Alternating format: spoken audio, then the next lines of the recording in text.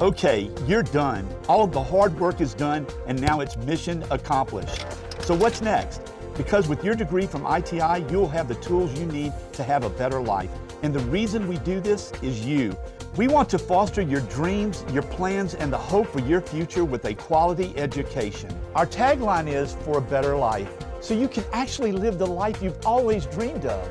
And it can all begin here at ITI, where we're invested in your future. I'm Lee Feinswag, and this is Sports 225. And not just any Sports 225, this is the 25th year of the show. We started with Sports Monday, continued it into Sports 225, and now, a quarter century later, here we are.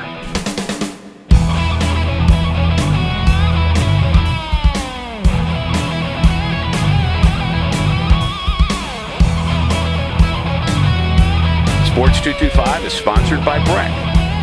And now, me.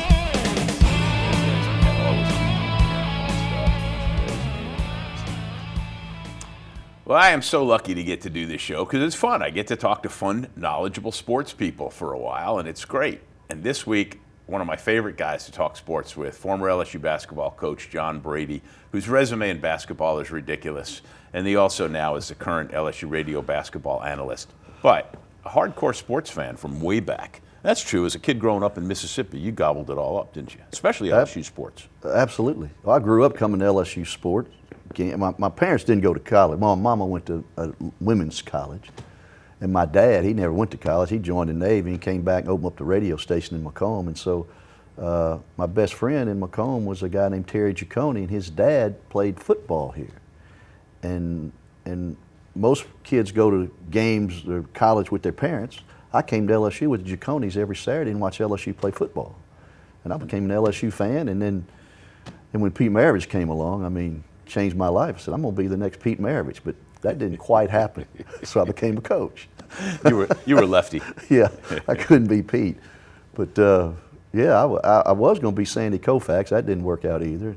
Then I decided to be Pete Maravich, and that didn't work out. So I decided I think I'll coach. That's the closest thing I could do that I thought I could do. No, yeah, and actually do it. 40 years of coaching, 5 right. years of high school in Louisiana, and 35 years of college coaching, including 12 years as the LSU head coach? 11. 11, Mm-hmm. Yeah. And Samford, and then Arkansas State. But I'm glad he brought up Pete Maravich, because I got a couple of things I want to talk about. LSU football. All right, and we'll get to some hoops, because I mean, we're hoops guys. But so the first thing is that if the LSU football team wins this weekend, wins the or not this weekend, but in the national semifinals, right, and wins. I was trying to think ahead. I mean, the SEC championship game weekend, whatever. Anyway, right.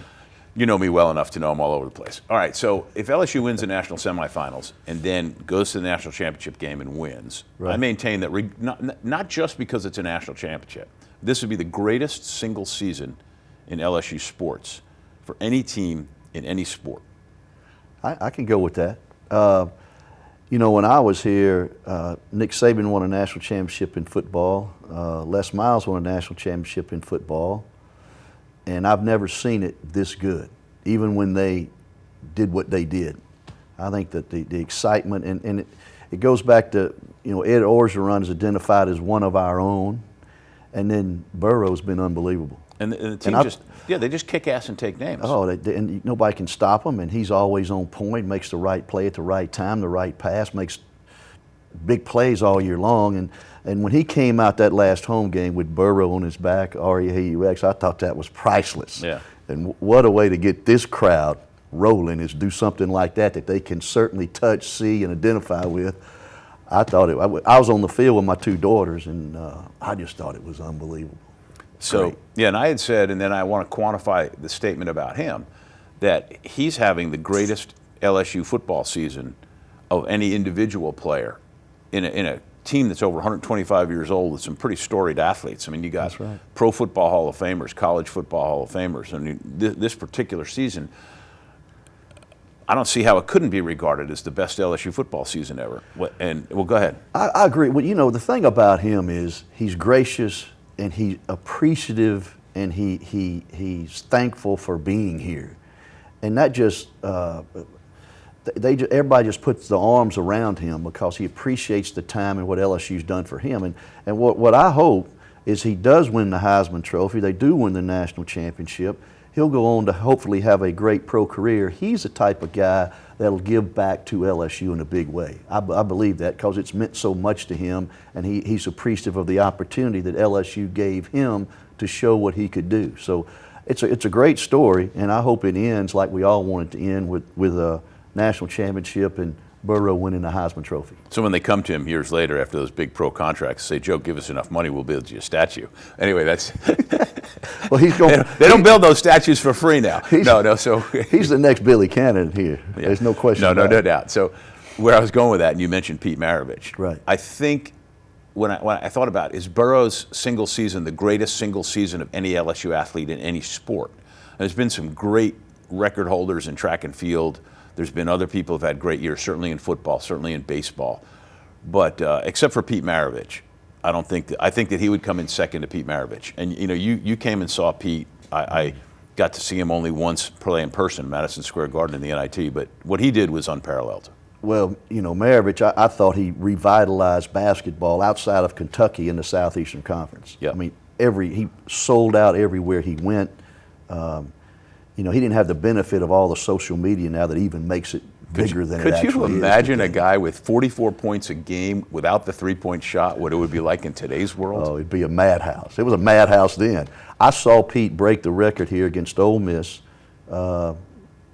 when he became the all-time leading scorer. I was at the game. I was in high school in Macomb, Mississippi, and somebody had tickets, drove us down here, and I was there to watch him break the record. Did not know that.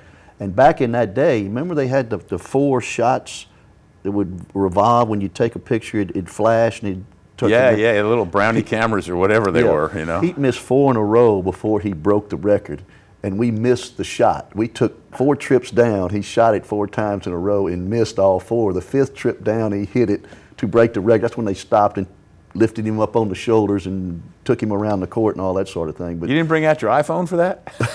They didn't have one of those. I didn't know what that was. I'm still not very good at that anyway right now, but it was unbelievable. And I agree with that. I think Maravich, the statue they're supposed to put out there on him at some point, and my opinion, I wish they'd put it right out front. Up under the name, it says Pete Maravich Assembly Center. I wish they'd put his statue right in front of the building that bears his name. I don't disagree with you. I think that would be pretty cool. I think that would make the Maravich family happy. And Pete was something. And obviously, if you're watching this, you're probably a sports fan. You've seen video, or you're old enough to have watched him in person. But if you happen to be young enough and never saw Pete, go check out YouTube. It was just masterful. John Brady is here. He is the Living Life Large former basketball coach. Is the LSU radio basketball analyst. You can follow him on Twitter at John Brady _coach, I believe. And, I think so. Yeah, whatever. And try to friend him on Facebook. Maybe he'll hook you up. All right, I'm Lee Feinswag at Sports 225, and we'll be right back.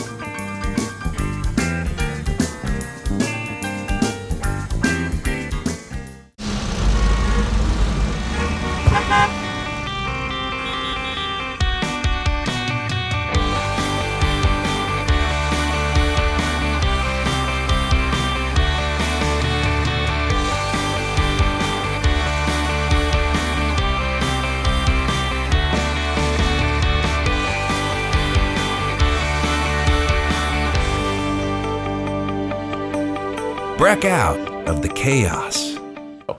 Back on Sports 225, hanging out with John Brady, and talk some hoops. Man, number one's been a bad place to be in college basketball this year. College basketball, the first month or so, or whatever it's been, has been crazy unpredictable.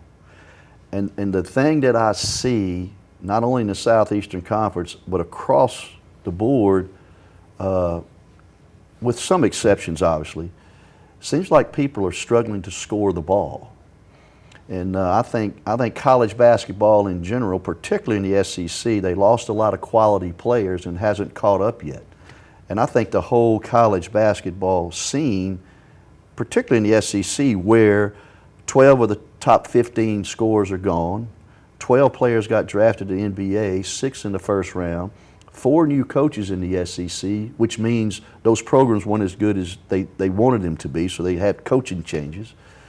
And I think it's the scoring is down because of all of that across the board. You know, you got Virginia, they went 3 games where they didn't hit 50. And they won the other night, got 57. So I think that's Tony Bennett at his finest, well, right there, and then Texas Tech, Chris Beard, they beat #1 Louisville, and they scored 60 some odd and held Louisville to 59 in New York at Jimmy V's Classic. So, and it's a good year. Our team's kind of in transition a little bit. We lost 3 pro players. Yeah. But the difference is with us, we seem to be able to score the ball. We're averaging 81 points a game. And I think that puts us atop the SEC in scoring, outside possibly Auburn. But our team can score the ball, and if we take care of it, which we're doing a better job of, we got a shot here because the league's in a little bit of a transition. Do you think the shortening of the shot clock is part of that problem? I think people thought, we'd get a lot more shots, but I'd say you get worse shots. And the 3-point line is moved back. Yeah, this year. Yeah. And so, you know, just because the line is moved back, they assume it's going to open up the middle, but if you're not making the shots, then you can create more help defense because you're not out there covering them. And I think the 3-point shooting is down, and I just think all of those things. The talent's not as good. The shot clock's shorter. I've always thought the quality of the shot was more important than the number of the shots. You know, they think because when you coached, especially like when you first came to LSU, it was a 35-second shot clock, wasn't it? Mm-hmm. Yeah, and if your guy shot before like 33 and a half seconds, it means they took, you know, yeah, right, like work it. But you were the one who made me understand more than anybody was that just because you're open doesn't mean it's time to shoot. That shot will come back to you again if you work it right. Well, they think the number of shots creates more scoring, and I've always countered it's the quality of the shot that create more scoring. You know, so, and I don't mind. I think a 40-second clock would be great for a team to choose the way they want to play, but now with the shot clock the way it is, they're forcing everybody to play a type of game that they think is faster, which the fans enjoy. But if I'm a fan, I don't like a bunch of missed shots. I like the ball going in the basket. That's what creates excitement to me. And so, you know, we'll see how it plays out. But those days are gone where you really kind of have patience on offense. There's a few guys out there like Bennett and Chris Beard at Texas Tech that really, but most of the teams in college basketball are playing up and down, shooting 70, 75 shots at goal, thinking that's going to translate into more points. And this year, reduced time to get a quality shot, defenses are better, the 3-point line being moved back, I think the scoring is going to be down, and early on in college basketball, it certainly is lower than it was a year ago. Well, before I knew you in 1980, I guess, so 86, 87, 87, 88. So 86, 87, I was the Southern basketball beat writer, and they brought in a guy named Ben Jobe, the late Ben Jobe, who was something else. And Ben got pissed if they didn't shoot within 8 seconds. And I used to use a 4-color system, like the chart, you know, and whatever. And after covering Southern for a season, I could chart anything. Because I used to try to, you know, like as the beat writer, and I would say, without a doubt, back then, I was lucky to get any kind of sports information help. I mean, things, you know, the SWACs moved into the, you know, and caught up with everybody, and you get great information. Back then, you didn't write it down, you didn't have it. Yeah. And so you try to chart every single shot, every single rebound, every single foul, every single turn, you know, and it was maddening. That was a different time. But I miss hand checking. I liked hand checking. Well, the game now, they're trying to, I guess they're trying to increase scoring. You know, they say they're going to call closely guarded hand checking and all that. Now it always starts out, but I think as the year goes on, it kind of calms down a little bit, and they don't blow it as much as maybe they did early on. When you were coaching, you had, I tried to ref too. Yeah, you did, right? That's true. and you of course, you know, famously got into it with a referee or two. Then what's it like for you now when you see those same refs, guys? So yeah, I mean, you always had a respectful relationship with it. I'm not being funny. I mean, John could get after it as good as anybody with a ref, but there was always fine after that, and they knew that. But now that they see you as the analyst, I'm sure, because you're right there, you get to visit with them and stuff. It's got to be interesting. It's amazing how when they see me, they seem to smile and come over and shake my hand. Because they tell me, say, Coach, you know, you're one of those unique guys that could get mad at us, and 5 minutes later you act like it never happened. And you got to move on like that because you're going to get the same guys again, so you can't hold grudges. But if I had something to say and I thought they were wrong, I'd certainly challenge them on making sure they knew what they were looking at and what they blew the whistle for. And they would come back at me, and I like the banter that the coach has with officials. But now they say I was one of those guys that never held grudges, and that's true. No, that's So great. that's why I enjoy them now. And every time they come over there, I say, you know, I really love officials now. I didn't realize how tough a job y'all had. This coming from a guy who got kicked out at Florida once and then walked out of the arena, and he came back when it was over and said, "What'd you do?" "I don't know. I just walked around, whatever." That's not wrong. He's John Brady, the former Samford, LSU, and Arkansas State coach. Now he's the radio analyst for LSU basketball games, and we'll talk more about those Tigers and other stuff when we get back. I'm Lee Feinsfog at Sports 225.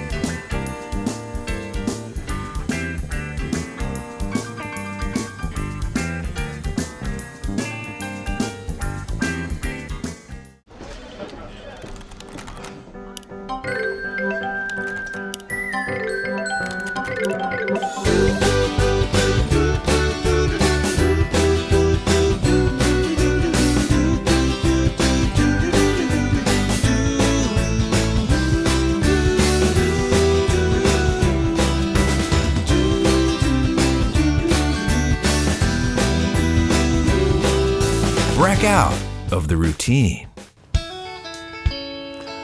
I'm getting you. All right, we're back on Sports 225. I'm Lee Feinsfog, hanging out with John Brady. We've covered all sorts of interesting things, but so I was John's beat writer for at the Baton Rouge Advocate the first year when he took over the job, and he came from Samford, which was in the Trans-America Athletic Conference, the TAAC, I think they called it, right? So TAC, they said. Yeah, so I remember early on there was a game, and you got into it with the referee, Landis Poole, who's still doing it, and one of the great guys. And afterwards, I said to him, what are you yelling at him for? And he goes, he's a TAC ref. And I go, well, you were a TAC coach. And he's like, oh yeah, you're right. Well, when I was in Birmingham, we'd play Thursday, Saturday, and the SEC play Wednesday, Saturday. And on Thursday night, we would get pretty good refs because the SEC guys were looking for somewhere to work. Well, Saturday, we'd get the training wheel refs. And I would tell the refs on Saturday that would come call our games at Samford, I'd say, I hate Saturday nights, and you know what I'm talking about. And they'd say, that's enough, Coach. I got it, Because all the good refs were calling SEC, and I was getting the training wheel dudes. When my son played college basketball, Berry College in Rome, Georgia, they played. It was NAIA, and they went to places, John. They went to places. It was unbelievable. But they were one time at a place called Trevecca Nazarene. Yeah, I know where it is. Tennessee, in the middle. When I was at Belhaven, we played Trevecca. It must have been like 12 people other than the parents in the stands. It was a Saturday afternoon, and I never said anything. I just sat there and watched sports. But one time I just got really mad. It was a timeout, and I went down near the court and I said, "Excuse me." The ref looked at me, and I started to talk to him about the calls that he was missing. And he just looked at me and he goes, "I don't have to listen to you." And I said, "Well, no, really you do, because if I raise my voice, there's nobody in here to keep you from hearing me." And I said, "Look, my kid's not that good. If he were that good, he wouldn't be playing NAIA at Trevecca Nazarene. So let's face it, you're not any good because you're calling this game, and it's awful." That's terrible. Can't believe you'd say so. I would never say that to an official. You didn't get ejected, though, that many times in your career? Not really. I got thrown out at Florida when I was at LSU. And that's a legitimate night, because the story about you going and wander. It was cold, but you didn't have a jacket and wandered around campus. What happened was I took my jacket off and I threw it at the bench, and I told Kermit Davis, I said, "Okay, you want to be a head coach? You got him the last 20 minutes." And I went outside and I shut the door behind me, and I figured out how cold it was, and I turned around to open the door and it locked behind me. And I couldn't get back in. I was shaking the door and nobody came to open it, so I just kind of strolled around campus in the cool air of Gainesville, Florida in February. And then they let me come back into the press conference. So I was doing the press conference, and the guy asked, "Coach, what'd you do with 18 minutes to go in the game? What'd you do?" I said, "Well, I walked around campus." He said, "You walked around campus?" I said, "Yeah, I didn't realize Florida's campus was so pretty." So that's about what happened. But I tell you, when that door shut behind me, and God, it's cold out here, and I reached to get back in, and it locked, and I was shaking it. I probably said a couple of ugly words at the door or something. You know, it's like the door's fault, not mine. What's great is this is a true story. I just love it.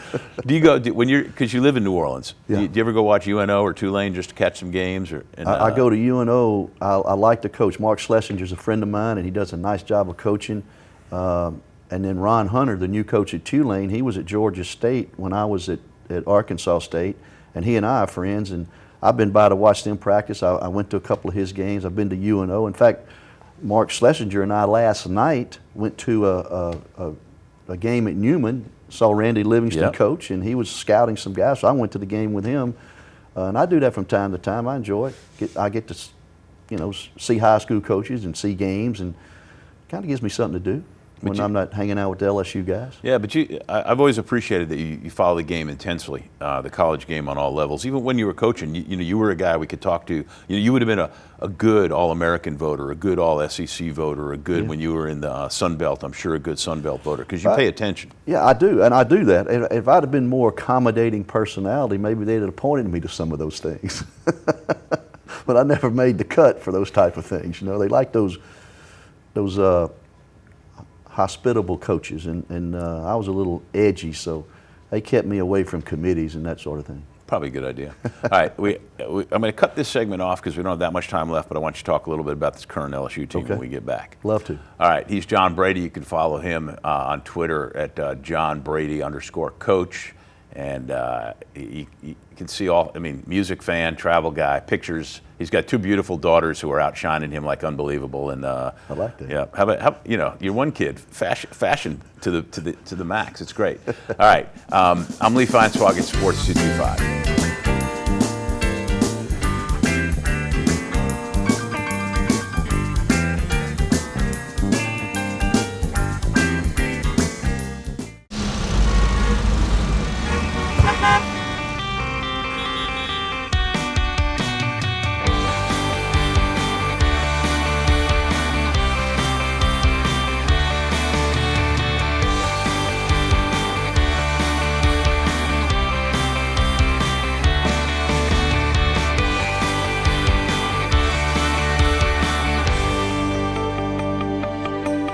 Break out of the chaos.